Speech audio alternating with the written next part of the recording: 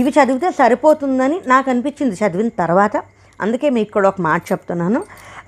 ఈ ఫొటోసు ఇవి నేను అమెజాన్లోనే తీసుకున్నాను.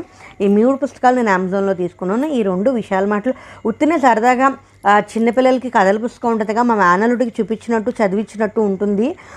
అంటే ఈ బొమ్మలు ఇవి ఇలా ఉంటాయి కదా, ఏవో చిన్న సన్న పుస్తకాలు, అందుకోసం ఇవి తీసుకున్నా. ఇలాగా ఈ పుస్తకాలు తీసుకుని నాకు కుదిరినంత వరకు నేను నా ప్రెగ్నెన్సీ జర్నీని నేను ఎంజాయ్ చేసుకుంటూ, కుదిరినంత ఫోటోలోను, కుదిరినంత వీడియోలోను, కుదిరినంత కవితలోను, కుదిరినంత కథల్లోనూ క్యాప్చర్ చేసుకుని పెట్టుకున్నా. ఈ వీడియోకి అయితే ఇంతేనండి. మీకేమనిపించిందో, ఒకవేళ మీరు ఫస్ట్ టైం మామ్ అయితే కనుక మీరు ప్రెగ్నెన్సీలో ఏమేమి పుస్తకాలు చదివారో, లేదు ఇద్దరు పిల్లల్ని కనేసి అయిపోయింది, మీరు ఒకప్పుడు ప్రెగ్నెన్సీలో ఉన్నారు అంటే అప్పుడు మీరు ఏ పుస్తకాలు చదివారో ఒక కామెంట్ రూపంలో నాకు చెప్పండి. నాకు కూడా తెలుస్తుంది ఇంకా